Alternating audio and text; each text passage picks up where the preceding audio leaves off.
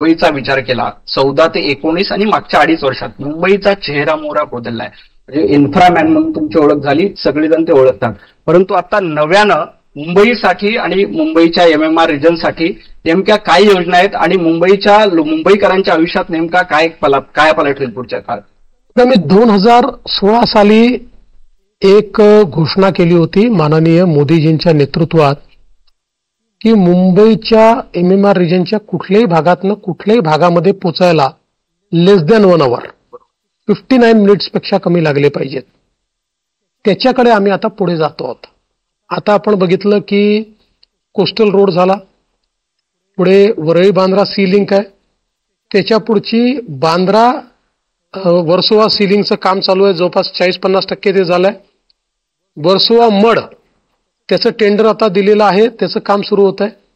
मडपासनं विरारपर्यंत आता एक C link जी तयार करायची आहे, त्याच्याकरता मी मध्यंतरी जपानला गेलो होतो. जपानच्या सरकारने त्याच्याकरता 40,000 कोटी रुपये देण्याचं कबूल केलंय. त्याचं काम आम्हाला सुरू करायचं आहे. याच्यामुळे आपला जो काही मुंबईचा ट्रॅफिक आहे, 60% ट्रॅफिक हा वेस्टर्न एक्सप्रेसवेवर असतो, तो पूर्ण डिकंजेस्ट होऊन जाईल. कारण वेस्टर्न साईडला हा एक रिंग रोड मिळणार आहे. ज्या अटल सेतूमुळे नवी मुंबई आणि मुंबईतलं अंतर कमी झालंय 22 किलोमीटरचा, म्हणजे एक पूर्ण रिंग रोड किंवा लूप हा आपण देतो. आणि या लूप सोबत 375 किलोमीटरचं मेट्रो नेटवर्क आपण तयार करतो. आपल्याला पहिल्यांदा 11 वर्ष लागले 11 किलोमीटर मेट्रोला, आता आपण 50 किलोमीटर डेडिकेट करून टाकली. म्हणजे 5 वर्षात 375 किलोमीटरचं काम आपण सुरू केलं. 50 किलोमीटर डेडिकेट केली, 50 किलोमीटर अजून करतोय, पुढच्या वर्षी अजून 50 किलोमीटर करतोय. म्हणजे हे सगळं काम ज्यावेळेस होईल त्यावेळी मुंबईकरांचं एक महत्वाचं जे काम आहे, कारण मुंबईकरांचे दिवसातले 3-4 तास हे कम्युटेशनमध्ये जातात. त्यांना जीवनामध्ये 3 तास तरी जास्तीचे मिळतील, आपल्या परिवारासोबत मिळतील किंवा एक प्रकारे क्वालिटी टाइम त्यांना त्या ठिकाणी मिळेल. सबर्बन रेल्वेचं पूर्ण आपण मेकओव्हर केलेलं आहे, मेट्रो आहे, बस सिस्टीम पूर्ण आपण त्याचं मेकओव्हर करतोय आणि रोड्सचं जाळं असेल, फ्लायओव्हरचं जाळं असेल, याच्यामुळे कम्युटेशन हे मुंबईमध्ये आपण चांगल्या प्रकारे करतो. त्याचसोबत दुसरं, मुंबई आणि MMR रिजनमध्ये रहिवासी सगळ्यात मोठी समस्या आहे.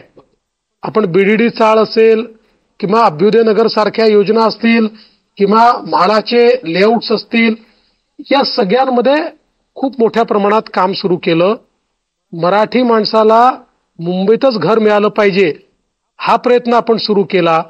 आणि सगळ्यात महत्वाचं सेल्फ रिडेव्हलपमेंट, म्हणजे बिल्डरांच्या घशामध्ये घालण्याच्या ऐवजी ज्या सहकारी संस्था आहेत त्यांनी स्वतःच सेल्फ रिडेव्हलपमेंट करावं. त्याकरता आपण 17 मागण्या त्यांच्या मान्य केल्या. मुंबई बँकेच्या माध्यमातून प्रवीण दरेकरांनी त्यांना लोन देण्याचं त्या ठिकाणी काम सुरू केलं. 16 बिल्डिंग तयार झाल्या आहेत, 1400 प्रपोजल आता आलेले आहेत. त्यामुळे मोठ्या प्रमाणात या ठिकाणी रहिवासी जी समस्या आहे ती सॉल्व्ह होणार आहे. दुसरं, मुंबई ही लँडलॉक सिटी आहे, त्यामुळे इथे आपल्याला मर्यादा आहेत. पण आता अटल सेतूमुळे आपल्याला मुंबईच्या 3 पट मोठी मुंबई ही मुंबईला अटॅच झाली आहे. त्यामुळे त्या ठिकाणी लोकांना रहिवासाकरता परवडणारी घरं ही देणं आपल्याला सोपं झालं आहे. इकडे या लिंकमुळे विरारपर्यंत आपल्याला परवडणारी घरं देता येतील.